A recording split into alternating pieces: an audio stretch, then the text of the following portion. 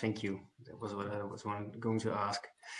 Hello, everybody. My name is Dirk van Gorp. I am Open Science Manager at, at Radboud University Nijmegen, which is located in the east of the Netherlands. And I've been working in open science for about 7 or 8 years now. I'm not necessarily a citizen science expert. I'm actually an open access expert, mostly focusing on open access deals and such, and the support surrounding such deals. But now I'm heading a team of open science experts, focusing not just on open access, but also on research data management, open access as well, of course, and also a bit citizen science. And we are in the process of creating citizen science support, hence this presentation. If you have any questions, by the way, you can always ask during the presentation, especially if it's a very, very pressing question.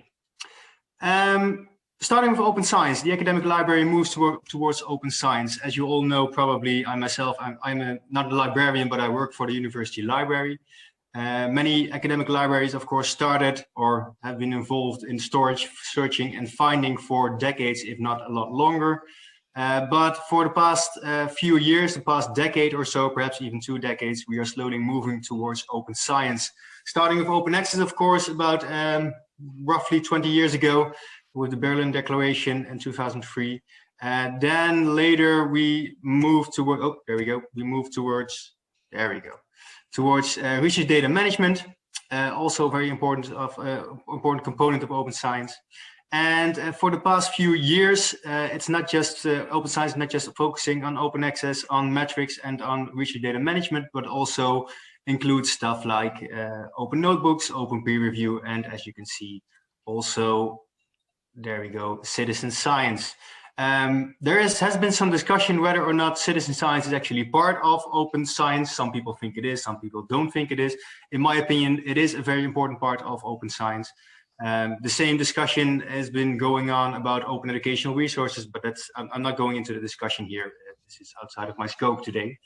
How open is citizen science? Well, it's quite open. Science, of course, science not just for, but by the non-academic community. Science becomes open to everyone by allowing non-academics to participate in crowdsourcing, participation in creation of methods, research questions, etc. Perhaps even crowdfunding, but some people don't think that's actually part of citizen science. I think it is. And there can be various other ways in which non-academics can participate in science. It allows for the increased engagement. Research output needs to be easily accessible and understandable for non-academics, whether they are participating in the project or not. So it opens up the research itself by allowing citizens to participate. And accessibility, of course, also means easy sharing. And within the academic community itself, they need to provide transparency of methods and data. On the one hand, because of the high level of cooperation between the various participants, non-academics and academics alike, but also a bit because of the lingering bias against non-academic involvement that also warrants the complete transparency towards their academic peers. So in my opinion, citizen science is actually a very important part of open science, but not a crucial one perhaps, because it may not be, let's say, relevant or useful for all fields or all projects.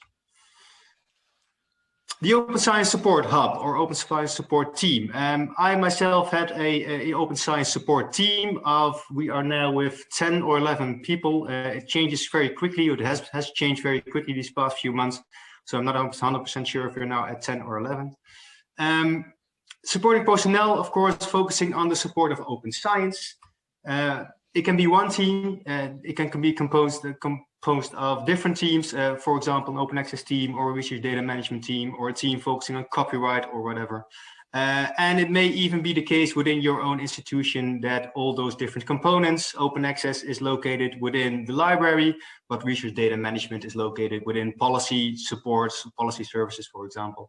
So you may run across a situation in which your open science support is located across the globe, across the university itself, which can make creating a coordinated approach to open science rather difficult. Most commonly, open science, of course, open science support focuses on the one hand, open access. Then on the other hand, research data management, and more recently, things like metrics and impact, but also copyright sometimes, and GDPR also becomes part of open science support. We at our team, we focus on those three components: open access, research data management, and metrics. Copyright is a different team, a team also within our library, but it could also be a team somewhere else in the university. But that's what we do. And in many cases, it acts as a support hub. Of course, it allows for a website or portal where people can find information and a contact point. It provides a service desk for everyone who has some questions about open science, about open access, about research data management. We also, in our case, offer advice and quality assessment regarding open access and research data management, but some people don't provide such quality assessments. That varies. We offer training, we offer workshops, we offer a lot of different presentations. We maintain infrastructure, we allow for the creation of tools, etc. And we also are involved in several projects that aim to stimulate open access, research data management, metrics, etc., or open science in general. And by now, we are also focusing slowly on citizen science. We are trying to create a citizen science support hub or citizen science support service, and it's ongoing. We have recently started. We started about a year ago, and it's slow going. And in this presentation, I will talk a bit more about the creation of such a citizen science support hub and whether or not such a citizen science support hub should be located within an existing team, perhaps even an existing open science team. So we are going to talk today about Bespoke, broad engagement in science, point of contact. This is not necessarily my term. I didn't invent this term. It was actually coined by my citizen science, LIBER citizen science working group colleagues, Tiberius Ignat and Paul Aris. They've coined this term a few years back. And what it is, it's a citizen science single point of contact for both researchers and citizens, as well as for other parties. Think of, for example, journalists or the media. It potentially, but not necessarily so, comprises an online hub, website, to share institutional goals or policies, to highlight citizen science projects, to provide templates for citizen science skills, tasks, frameworks, etc. It can be a service desk, or it can comprise a service desk, to be an actual point of contact, to answer any questions, to act as a liaison or intermediate within or towards or outside of the organization. And it can be a tool for communication and marketing to reach out and to stay in touch, of course, for people to who have been involved in a citizen science project to also get in touch with the organization and get in touch with our researchers. And it can comprise a pool of knowledge and expertise to help out, but this doesn't necessarily have to be the case. The Bespoke, the main players involved are, of course, the target audience, citizens and scientists, and this can involve the whole range of citizens and a whole range of scientists. There's not just, of course, there's not just one definition just one group of citizens and just not one group of scientists. So it targets every scientist and every citizen who would like to be involved in citizen science. As well as the supporters, which is the research support staff focusing on GDPR, on copyright, on research data management, open access, grant support, you name it. You can expand this list as much as you like. Basically any support staff focusing on research support. It can also involve communication. It should involve communication, finance, legal departments, and perhaps even additional departments as well. Next question, should the Bespoke be located within a library? Within our working group, we are focusing on the creation of a Bespoke within a library because we have our own open science team. And so expanding this open science team with a citizen science component seems like the logical thing for us to do. Within our working group, a citizen science working group at LIBER, we also like to focus on whether or not it should actually be located within the library or whether it should be located somewhere else. This is a very difficult question and one we, of course, cannot answer. This will differ per institution. There are some pros, there are some cons. To start with the pros, of course, a library is independent of departments. So it can be an independent service, not focusing on any faculties or something. It services all departments. It services all faculties. It's a support service that also can be found by many departments. That has been found by many departments, and most people know about it. Often they already provide existing support. They already have some existing support teams. In our case, it's the Open Science support team, but there may be other supporting teams within the university library that can also be used as a let's say a anchor to base the Bespoke. And it can also have a social role within the community, within the academic community or the non-academic community. For example, there are in several cases the academic libraries have some link with with public libraries and perhaps even with local governments and such. So it can also have a very important social role. These are just a few of the pros. I'm pretty sure that there can be other pros. There are other pros as well, but these are just some of the pros we have listed. There are also some cons, of course. There may be no open science or similar teams available within your university. Or perhaps no teams with related goals and or capacity. Of course, that can be a very major con. If you need to create a complete Bespoke of your own, then it can take a lot of time and money. The traditional image of a library, the problem for many scientists, and also in our case, is that many scientists view the library as a place to find books and articles, and that's it. So there are not many scientists who see the library as a place where even open science is being promoted, let alone citizen science. And there may be competing or parallel services within the university and in other departments that may be a more suitable candidate. Those are some of the cons. We at the LIBER working group Citizen Science, we have several strategic directions, and one of them is creating the single point of contact, the goal of which is to deliver a template or a suite of templates with accompanying advocacy for a single citizen science contact point that could, but not necessarily should, be implemented in research libraries or open science support teams.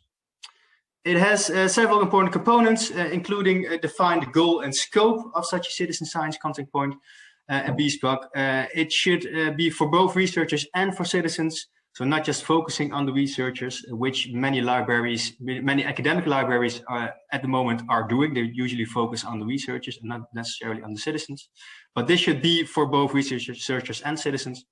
It should cooperate with a lot of divisions and services. You can hardly create a complete Bespoke of your own with all the necessary expertise. So cooperation is very important. It should have a service desk function, of course, and in the long run, it should also provide for courses on citizen science skills and train-the-trainer skills, or train-the-trainer courses. So the deliverables we try to provide in the coming year or so, perhaps a year and a half, is to create a suite of some templates for the creation of a Bespoke on the one hand, then a portal alongside the Bespoke, a portal, a website, and online service desk setup. We also try to offer content templates and perhaps even some course templates for other university libraries to use if they would like to create a Bespoke or a citizen science contact point of their own. Very important within this task is the creation. Within the creation of a Bespoke is the goal and scope. So, what sort of Bespoke do you want to be? What sort of Bespoke can you become? You can become an intermediary, basically a forwarding service, which shouldn't take a lot of effort and a lot of time. You can ask one or two of your colleagues to simply forward questions to people with the expertise. But this also means that you need to get a clear grasp on where the rights and responsibilities lie, whether they lie at the university library or the different departments. You can even be an independent service with your own governance, your own legal backing, and your own finance, and also, of course, your own expertise. Should it focus on citizens and or scientists? I already mentioned it should focus on citizens and scientists, but would you like to focus more on scientists or citizens, or would you like to cater to both needs? Should it be library driven, or should it only include library participation? So these are questions you need to ask yourself and answer first before you create a Bespoke.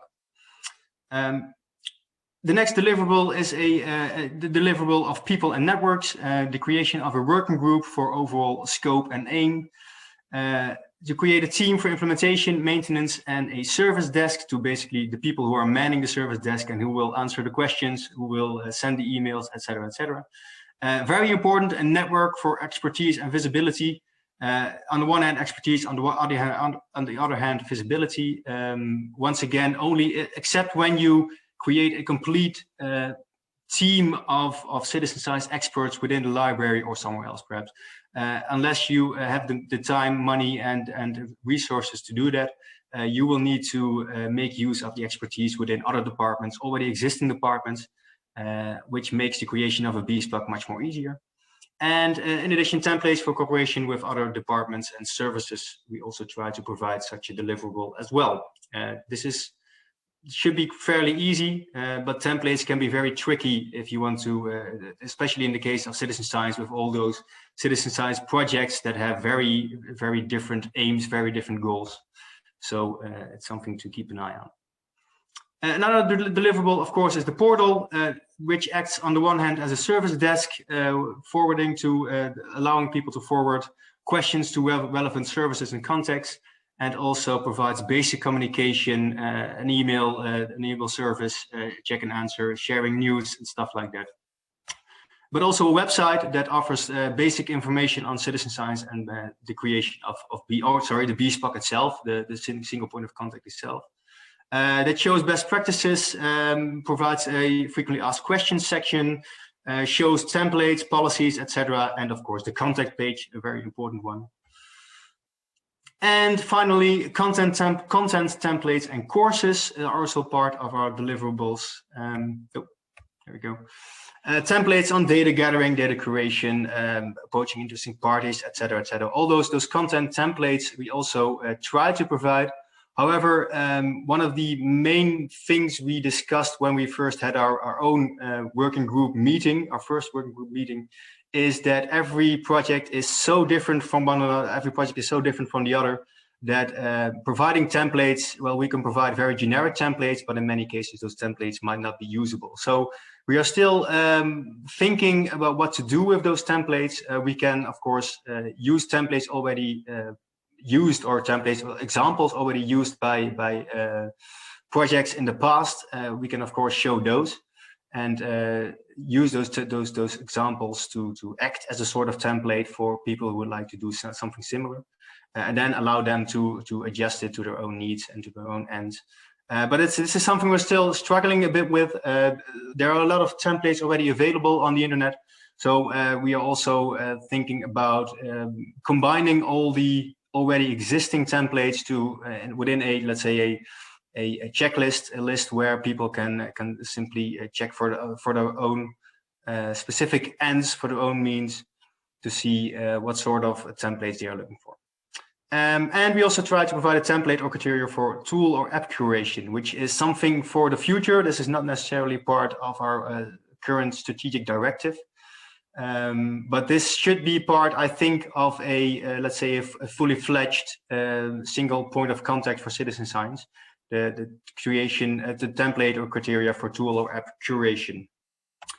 And the end of this process, we also try to focus a bit on information on citizen science skills courses for both researchers and citizens. But I don't think that this is doable unless you have a relatively full-fledged citizen science expertise, at least within your university.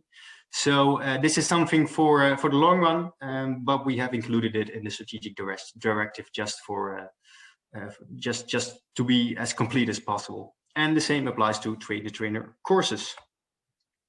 So that's it from my end. Just some final words. There are as many different Bespokes as there are institutions. And the library may not always be the best solution, but we think that in several cases it can be the best solution. If the library will act as a Bespoke, make use of existing open science teams or hubs, or not open science teams, but just existing teams or hubs. And no matter what sort of Bespoke you want to be, we think that cooperation is key, unless once again you have the money, the resources, and the time to create a citizen science expertise and citizen science contact point from scratch. If you would like to contribute, you could always ask us. We at the Citizen Science LIBER working group, we have been working on citizen science for about a year, a bit more, I think a year and a half now. If you have any questions or suggestions regarding the single point of contact, you can contact me.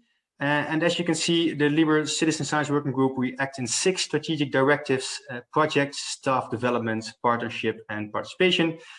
Building citizen science infrastructure at libraries, so that's the Bespoke basically, advocacy and policy, and creating a librarian's guide to citizen science. If you'd like to contribute, just send me an email and I will ask one of my colleagues to get in touch with you.